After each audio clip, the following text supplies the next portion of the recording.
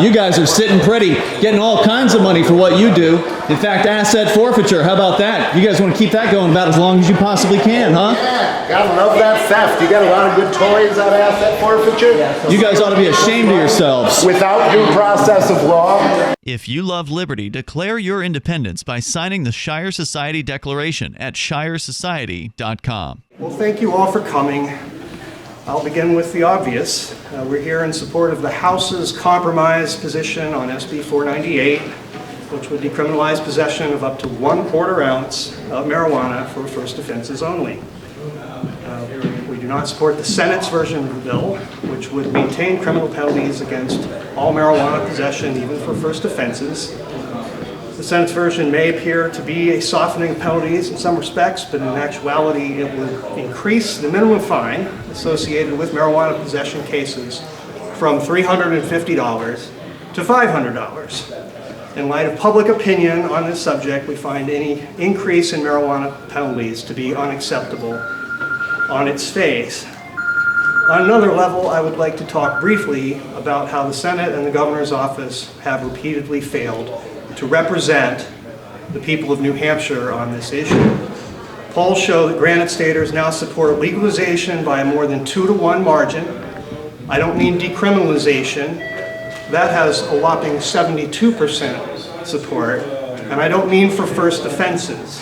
I'm talking about legalization, which is being seriously discussed by legislatures across New England and elsewhere around the country. Granite Staters support legalization by a 62 to 30% margin, according to the most recent Granite State poll. While the majority of the New Hampshire Senate continues to keep its head buried in the sand on marijuana policy, and while this obstructionism continues to pass in some circles for leadership, there is a much more advanced and important conversation happening all around us. And it's a conversation that voters obviously believe should be taking place here in the Granite State.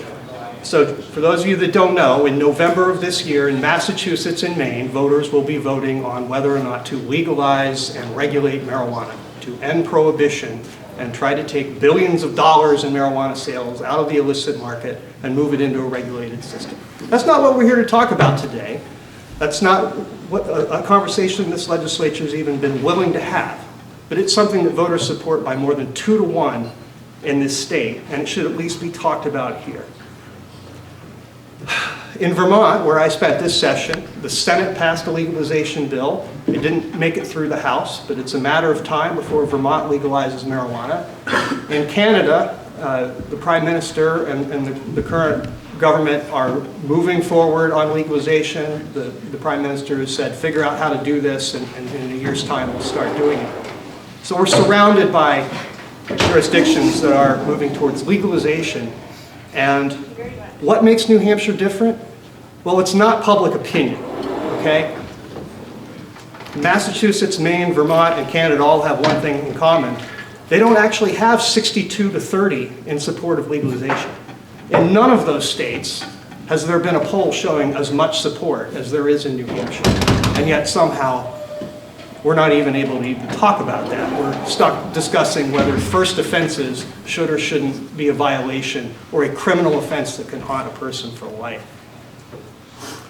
But here we are, in the spirit of compromise and incremental progress, still talking about this baby step and still facing strong opposition from prohibitionists. And in fact, 2 of the senators who were on the committee conference opposed allowing cannabis even for seriously ill patients who were seeking alternatives to prescribed opioids back in 2013.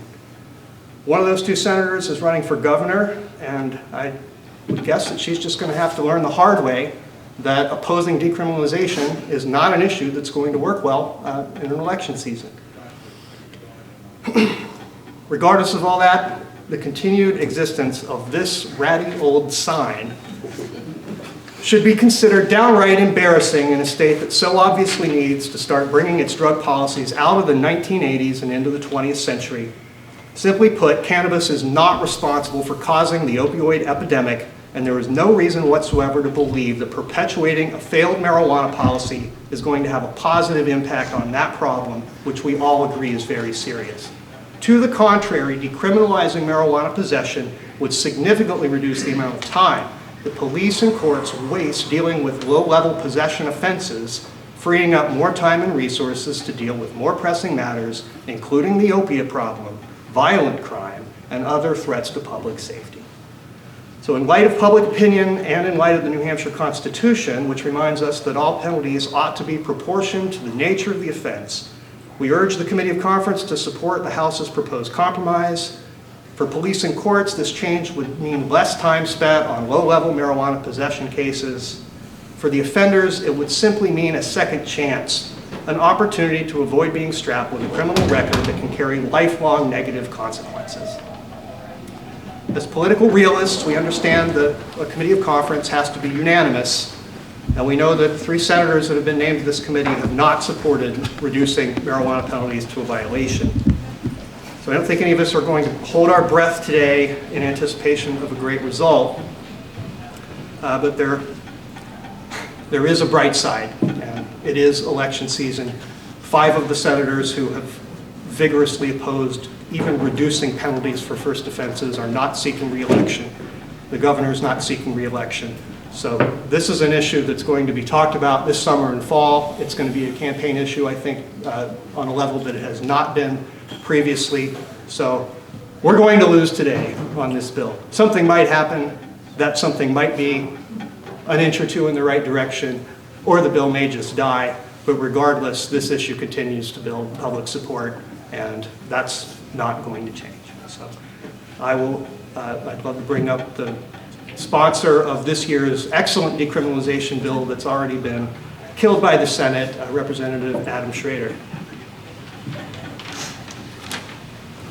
Thank you, Matt. I'll be brief because this is the 7th or 8th time the House has sent a bill like this over to the Senate. Just want to say that I support the House position on Senate Bill 498 as amended because, as the Seacoast Media Group put it, it's a reasonable, humane, and fiscally responsible improvement to our state's policy regarding marijuana possession. Matt mentioned the New Hampshire Constitution and that the punishment ought to fit the crime. I think if we're honest with ourselves, we would all agree that possession of marijuana and the severity of the penalties associated with that should not be equal to possession of heroin as it currently is. I will continue to support these improvements in policy because regardless of what you think about marijuana or marijuana legalization, I hope we can all agree that our current penalties are excessively harsh and ought to be reduced. We should pass this bill today if we can, so we can allow police and courts to focus their limited resources on more serious crimes. For offenses, this is a line you've heard me say before, for offenses involving simple marijuana possession, a fine would be just fine for New Hampshire. Thank you. Attorney Toomey. Thank you. Thank you all for coming. My name is Paul Toomey. I'm from Chichester, New Hampshire. I'm here to speak about sort of the intersection of the legal and medical consequences of the continued criminalization of the possession of a small amount of a plant. Just briefly, my background is I grew up in a poor community where I saw people being arrested and put in jail all the time. I then became a criminal defense lawyer for indigents, first with Wisconsin Indian Legal Services and then with the New Hampshire Public Defender System. About half of my life has been spent defending indigent people. I have a very clear awareness of what happens to people when they enter the criminal justice system. This isn't a question of whether or not marijuana should be legal or illegal, or whether you think that it's a health issue or not. It's a question of how you deal with the fact that a person gets caught for a first offense with a very small amount of it. Is it appropriate to take that person and put them into a cage, give them a criminal record, and send them down a different path in life? Now, whatever, I don't think it is clearly, but what I think or don't think is quite as important as what the American Academy of Pediatrics, the nation's doctors for children, say. And last year they came out with a report, a policy statement on marijuana in general, and they're not big supporters of marijuana. They don't support legalization. They have a mixed position on medical marijuana, but on decriminalization of marijuana, I'll quote, the AAP, the American Academy of Pediatrics, strongly supports the decriminalization of marijuana use for both minors and young adults and encourages pediatricians to advocate for laws that prevent harsh criminal penalties. In their report, they talk about the harm entering into the criminal justice system has on children, has on young adults.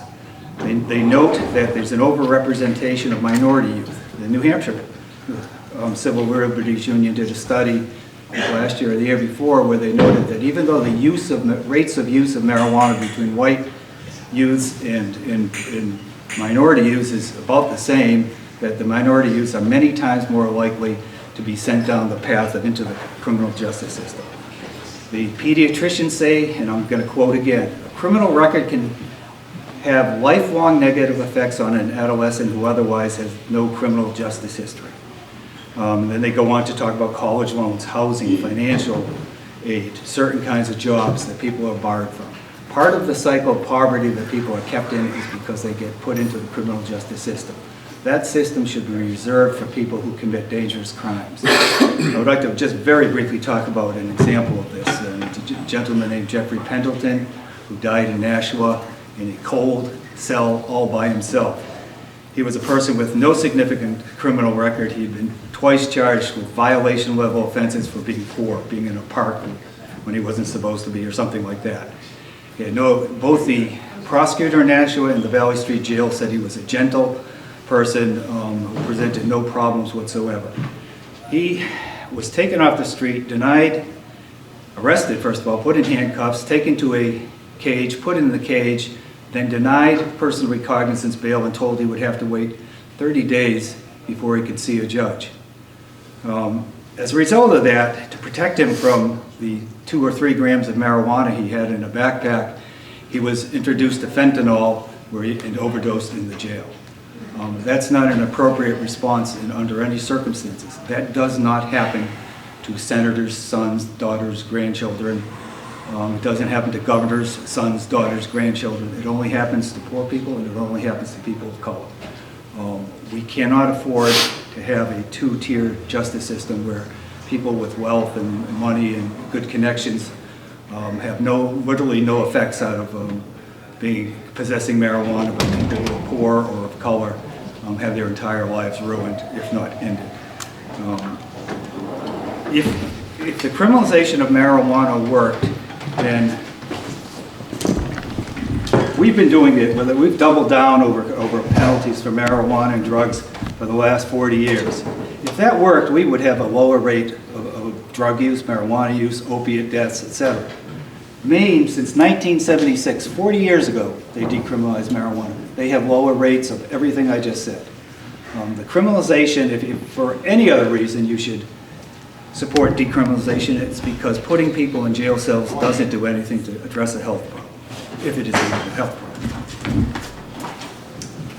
Thank you, Paul. Questions, media? Bill, I can see you've got one.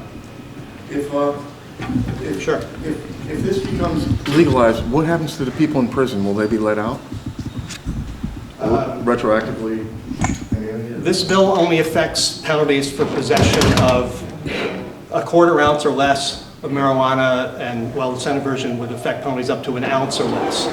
I'm not aware of anybody being in prison for simple marijuana possession.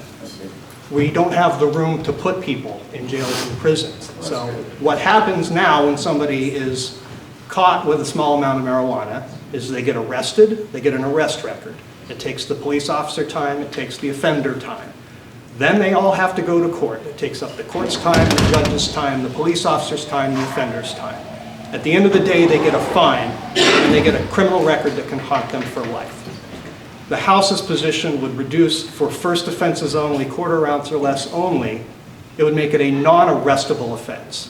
The police officer would write a hand summons, he would confiscate your small amount of marijuana. It would take 2 minutes of his time, 2 minutes of your time, and you would pay that through the mail, and you would not get a criminal record. You would get a second chance to have a clean record. So it's not about emptying, we could talk about over-incarceration in some other context, but reducing marijuana penalties is not going to have that effect. But Matt? Yes. Matt, can I just Paul, address that? please do. I think what Matt said is entirely accurate, that at the end of the process, people very rarely get sent to jail. I focus at the beginning of the process where poor people do get denied bail, and just the fact of being put in handcuffs and taken to a police station and sitting there in a cage for 6 or 7 hours, that's incarceration. That has an effect on a young mind and a young child. Some people, like Jeff Pendleton, have to stay in jail pre-trial, even though they're never going to get a jail sentence afterwards. Mr. Pendleton, as I said earlier, was going to wait 30 days before he was going to get his fine in a cell, in a cage. Thanks for that, Paul. Dennis? When is the primary and what resources are available to help voters ensure they are not accidentally voting for a prohibitionist? Well, as you may know, Mr. Goddard, thank you for that question. Every election for the last, dating back to 2008, I'm pretty sure I have published a detailed voter guide on the positions of all candidates, at least for state senate and governor. It's kind of hard to do one on the 400-member House, and it's less important at this point because they overwhelmingly support Decrim and, in fact, passed a legalization bill a couple years ago. So the real issue is the 24-member Senate and the governor's office. I've already been talking to prospective candidates for those races. The filing period is early June, and so I will send surveys to all Senate candidates, all gubernatorial candidates. I'll try to meet with as many of them who will be willing to chat with me, and I will publish a detailed voter guide that can be shared all over the internet and people can be informed. In the back. Yes. I was wondering why, in your personal opinion, why there has been so much hesitation in getting this law through. But when it came to response to the heroin epidemic here in New Hampshire, basically it's more or less become legal and acceptable and okay, and you don't really get in trouble for small amounts, and they want to bend over backwards to help you, and instead of arresting you, they send you off with your Narcan and let you do it again. So with something so dangerous like that, why has there been so many problems trying to pass this law or even trying to get any kind of marijuana reform in the state when we know marijuana isn't what's killing everybody? That's an interesting question. I'm not going to comment on heroin policy because that's outside the scope generally of what we're here to discuss. But why has there been so much hesitation? I think there are a few answers. One is that people grew up with the idea of the gateway theory being ingrained in our heads. And marijuana may not be all that bad in and of itself, but it's a drug, and it's in the basket with all these other drugs. And therefore it's guilty by association. And we need to, if we want to send a clear message that drugs are bad, we have to be against all of them except the alcohol that we sell on the side of the road and the tobacco that kills about 500,000 Americans each year. So those two things, I mean, I grew up in the 80s. Alcohol and tobacco weren't considered drugs. There wasn't a war on those. Those were celebrated. But we had a war on drugs that was characterized by intolerance. The former First Lady said we have a duty to be intolerant of drug use anywhere by anybody. And that's the reality of how people came of age politically generally. Most of the current senators lived through that area and through that era. So when there's a drug problem, a lot of them revert to oh my gosh, it must be marijuana's fault. We need to crack down on marijuana. Public sees through that even across the demographics. I've got a handout up here that illustrates that not only decrim but legalization is more popular than any New Hampshire politician. And it's just going to take another election, I think, before that really sinks in. That yes, people are freaked out about drugs, and rightly so. People are dying, and it is a crisis.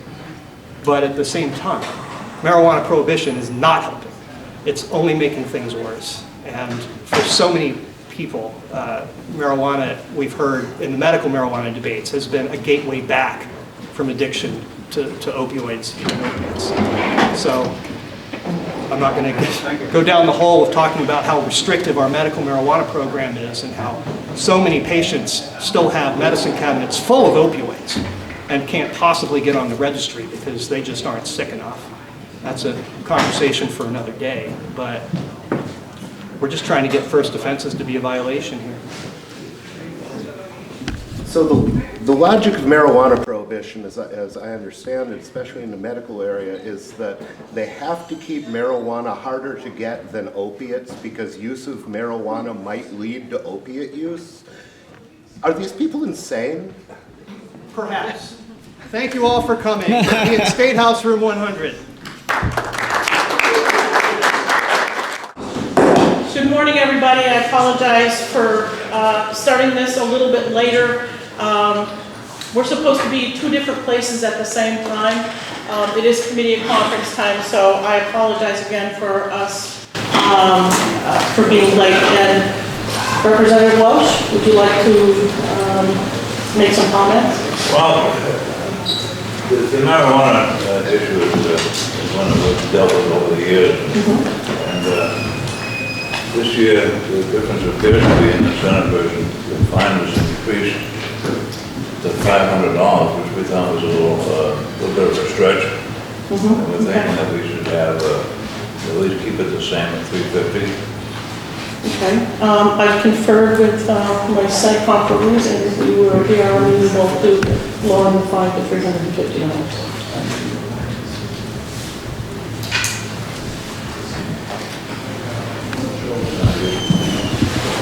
Are there any other issues? I mean, I appreciate the Senate's perspective on it. I'm sorry that we couldn't get to a point where we could reduce the first offense to a violation. We'll just consider this an ongoing process then, and I'm not going to stand in the way of, of the bill as the Senate is presenting, with the caveat that we're going to not increase the fine.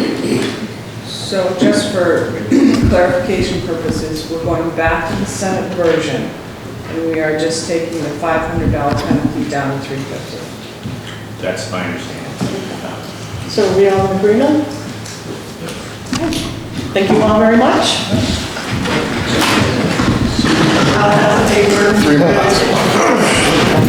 Thanks for nothing. Matt Simon from MPP Marijuana Policy Project. What just happened? It was a super short meeting. Translation. Not very much. The status quo is pretty much intact. The Senate's version would have increased the minimum penalty from $350 to $500, and the House got them to back off of that. So what does it do? So what the bill now does is, instead of marijuana possession up to an ounce being a Class A misdemeanor, punishable by up to a year in jail and up to a $2,000 fine, it is an unspecified misdemeanor that is still arguably so it could be punishable. charged Class A, it could be charged Class B. Prosecutors already have the ability to reduce it to a violation. Right. They do it all the time. And they will tomorrow. So this changes bill nothing. does basically, yeah, I mean, very, very little, if anything. And if they did change it to a Class B, I mean, that's not what it does, but even if they did, that would just take away jury trial as an option. Right. As we know, people are not commonly charged with Class A's for 2 main reasons. One is the possibility of a jury trial in a Class A case.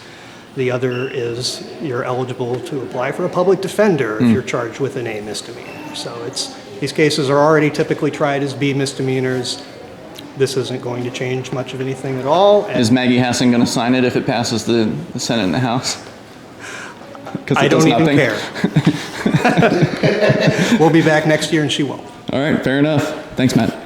Take care, guys. Thank you, Senator. So how's it feel, gentlemen? You guys get to keep the drug war going on, keep putting innocent, peaceful people in a prison cell, all for possession of a plant. That's what you guys are all about, right? Keeping them safe from themselves. Any comment, gentlemen? Thank you. Are you proud of what you've done here today? Don't have to talk to the media, huh? Don't have to talk to the people that you put in prison. You put in jail cells. Innocent, peaceful people who never harmed another person. Is that what you got? Does it give you a special feeling of pride when you put a sick person in prison for taking their medicine? Does that really give you a smile? I mean, really, it seems like bullies really like to pick on the helpless, and going after sick people for taking their medicine, that's going after the helpless.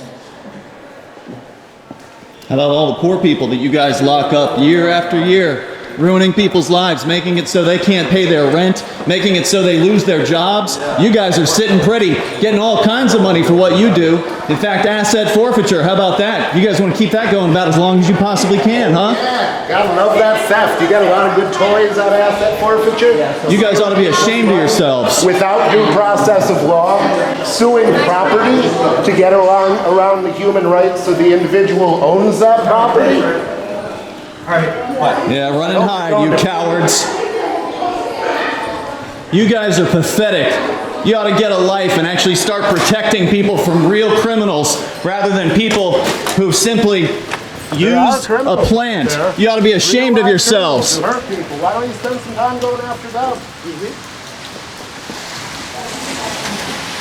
You got it? I'm all set. Yeah. Ah. See, you'll hold the door for her, but not for you. Yeah, I tried to get me in the face with it, but oh well. If you take somebody's medicine away and they die because of it, what if you take insulin from a diabetic? Wouldn't that be reckless indifference homicide? All you have to do is say you're sorry. The state so recklessly indifferent to our lives. It's okay to be wrong. It's true. Everybody's wrong. We've all been wrong. Who are on drugs. Yeah. Just say you're sorry. And you won't hurt peaceful people anymore. Hey, this guy put sick people in prison for taking their medicine. We'd like to invite you to visit freekeen.com. Freekeen.com features audio, video, and blogs chronicling the transition to a voluntary society. Freekeen.com also has comments and discussion forums so you can be heard. Freekeen.com. I should be in Keene, New Hampshire with the Free Staters.